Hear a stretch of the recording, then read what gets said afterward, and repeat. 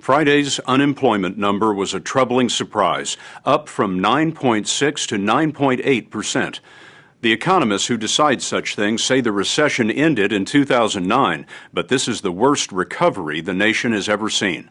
Ben Bernanke is concerned. As chairman of the Federal Reserve, Bernanke has enormous power over the world economy, and he's used that power in ways that the world has never seen. During the panic of 2008, he committed trillions of dollars to rescue the financial system, and the Fed dropped interest rates nearly to zero. Now, in a new move that's become controversial, Bernanke intends to commit another $600 billion to hold down interest rates. Chairmen of the Fed rarely do interviews, but this week Bernanke feels he has to speak out because he believes his critics may not understand how much trouble the economy is in. We wanted to know whether we're headed for another recession, whether Congress should extend the Bush tax cuts. But first, we wanted to talk about unemployment, which has been at 9.5% or more for 16 months. The story will continue in a moment. The unemployment rate is just not going down. Unemployment is just about the same as it was in mid-2009 when the economy started growing. So that's a major concern, and it looks that at current rates that it may take some years before the unemployment rate is back down to more normal levels. We lost about 8 million jobs from the peak, and I wonder how many years you think it will be before we get all those jobs back. Well, you're absolutely right. Between the peak and the end of last year, we lost 8.5 million jobs. We've only gotten about 1 million of them back so far, and that doesn't even account the new people coming into the labor force. At the rate we're going, it could be 4 or 5 years before we are back to a more normal unemployment rate, somewhere in the vicinity of, say, 5 or 6%. 4 or 5 years. And Bernanke told us something else that makes that even more painful. The other aspect of the unemployment rate that really concerns me is that more than 40% of the unemployed have been unemployed for 6 months or more, and that's unusually high. And people who are unemployed for such a long time, their skills erode, their attachment to the labor force diminishes, and it may be a very, very long time before they find themselves back in a normal working position. Ben Bernanke was appointed in 2006 by President Bush and reappointed by President Obama. He grew up here in Dillon, South Carolina, the son of a drugstore owner. He studied economics at Harvard and MIT and chaired the economics department at Princeton. I hope some of these young people are working on a way to fix the economy. We met Chairman Bernanke Tuesday in the Thompson Library on the campus of Ohio State University. He was in Columbus on one of his frequent trips to hear how people are coping with the economy. Earlier in the day, he heard from the CEOs of Ford and IBM, but also from small business owners who told him they were having trouble getting financing from banks. The major banks are racking up profits in the billions. Wall Street bonuses are climbing back up to where they were. And yet, lending to small businesses actually declined in the third quarter. Why is that? A lot of small businesses are not seeking credit because, because their business is not doing well, because the economy is slow. Others are not qualifying for credit, maybe because the value of their property has gone down. But some also can't meet the terms and conditions that banks are setting. Is this a case of banks that were eager to take risks that ruin the economy, being now unwilling to take risks to support the recovery? We want them to take risks, but not excessive risks. We want to go for a happy medium. I think banks are back in the business of lending, but they have not yet come back to the level of confidence that, or overconfidence that they had prior to the crisis. We want to have an appropriate balance. Bernanke's first interview ever came in 2009, shortly after the panic. Wow. It was then that he gave us a rare opportunity to see the Federal Reserve headquarters in Washington. Last month, Bernanke announced the Fed's intent to buy $600 billion in U.S. Treasury securities, which is supposed to have the effect of lowering rates on long-term loans for things like cars and homes. Bernanke wanted to emphasize that these are the Fed's own reserves. It's not tax money, and it doesn't add to the federal deficit. What did you see that caused you to pull the trigger on the $600 billion at this point? It has to do with two aspects. The first is unemployment. The other concern I should mention is that inflation is very, very low, which you think is a good thing and normally is a good thing. But we're getting awfully close to the range where prices would actually start falling. Falling prices lead to falling wages. It lets the steam out of the economy, and you start spiraling downward. Exactly. That's deflation, and that's what happened in the Great Depression. How great a danger is that now? Well, I would say at this point, because the Fed is acting, I would say the risk is pretty low. But if the Fed did not act, then given how much inflation has come down since the beginning of the recession, I think it would be a more serious concern. Critics of Bernanke's Federal Reserve have the opposite worry. They say that the $600 billion and holding down interest rates could overheat the recovering economy, causing prices to rise out of control.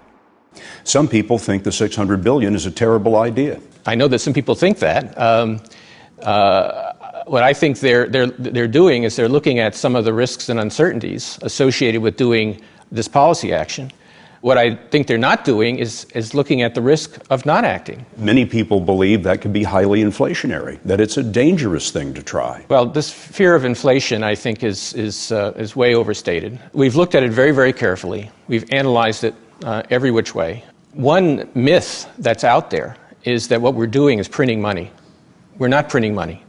The amount of currency in circulation is not changing. The money supply is not changing in any significant way. What we're doing is lowering interest rates by buying Treasury securities. And by lowering interest rates, we hope to stimulate the economy to grow faster. So the trick is to find the appropriate moment when to begin to unwind this policy. And that's what we're going to do. Is keeping inflation in check less of a priority for the Federal Reserve now? No, absolutely not. What we're trying to do is achieve a balance.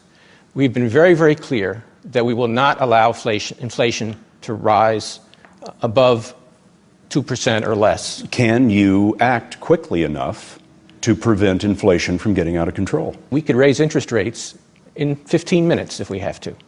So there really is no problem with raising rates, tightening monetary policy, slowing the economy, reducing inflation at the appropriate time. Now, that time is not now. You have what degree of confidence in your ability to control this?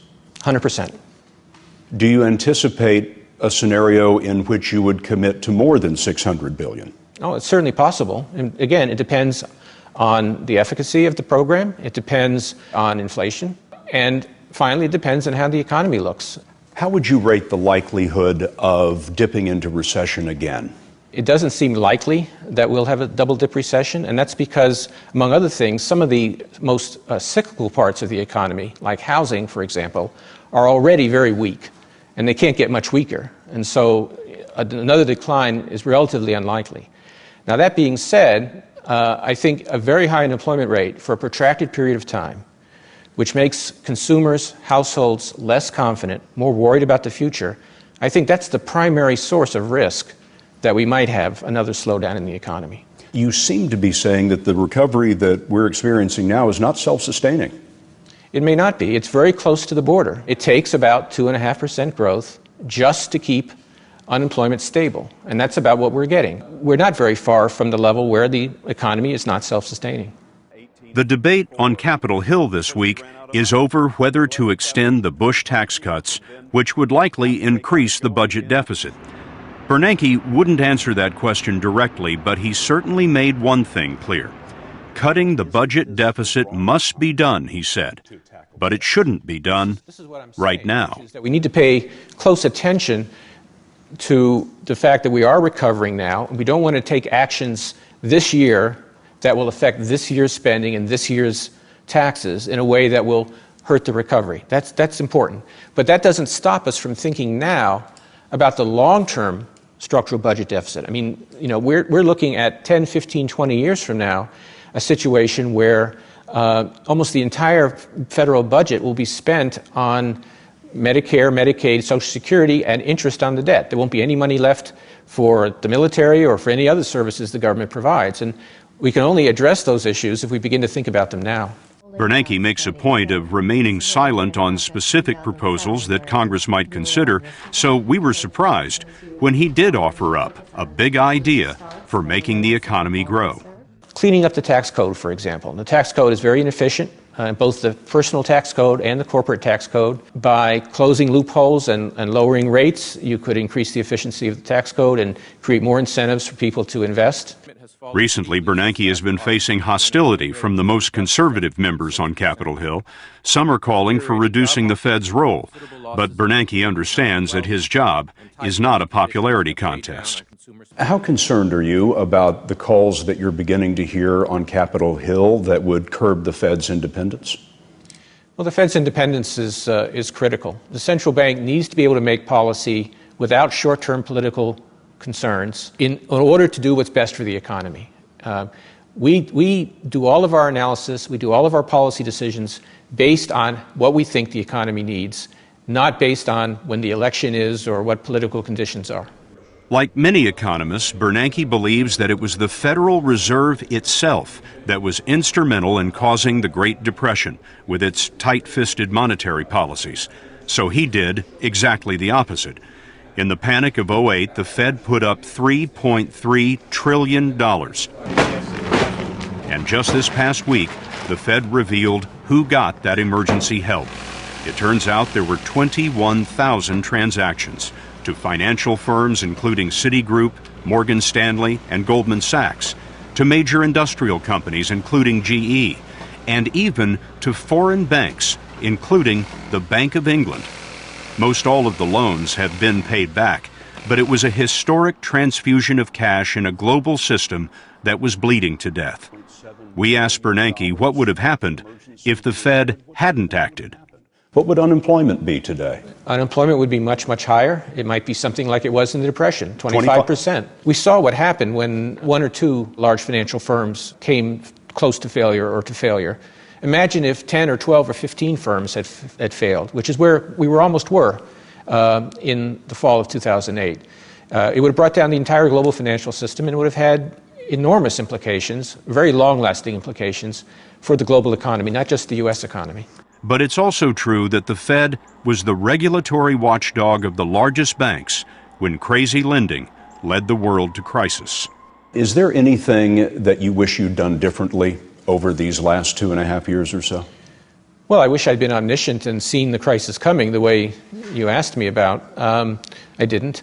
But it was a very, very difficult situation, and the Federal Reserve responded very aggressively, very proactively. How did the Fed miss the looming financial crisis? There were large portions of the financial system that were not adequately covered by the regulatory oversight. So, for example, AIG was not overseen by the Fed. The insurance company. The insurance company that required the bailout was not overseen by the Fed. It didn't really have any real oversight at that time. Neither did Lehman Brothers, the company that failed. Now, I'm not saying the Fed, shouldn't have seen some of these things. One of the things that I most regret is that we weren't strong enough in putting in consumer protections to try to cut down on the subprime lending problem. That was an area where I think we could have done more. The gap between rich and poor in this country has never been greater. In fact, we have the biggest income disparity gap of any industrialized country in the world. And I wonder where you think that's taking America. Well, it's a very bad development. It's creating two societies. And it's based very much, I think, on educational differences. The unemployment rate we've been talking about, if you're a college graduate, unemployment is 5%. If you're a high school graduate, it's 10% or more. It's a very big difference. It leads to an unequal society and a society which doesn't have the cohesion that we'd like to see. We have talked about how the next several years are going to be tough years in this country. But I wonder what you think about the 10-year time horizon, 15 years. How do things look to you long term? Long term, I have a lot of confidence in the United States. We have an excellent record in terms of innovation. We have great universities that are involved in technological change and progress. We have an entrepreneurial culture, much more than almost any other country. So I think that in the longer term, the United States will retain its leading position in the world. But again, we got to get there, and we have some very difficult challenges over the next few years.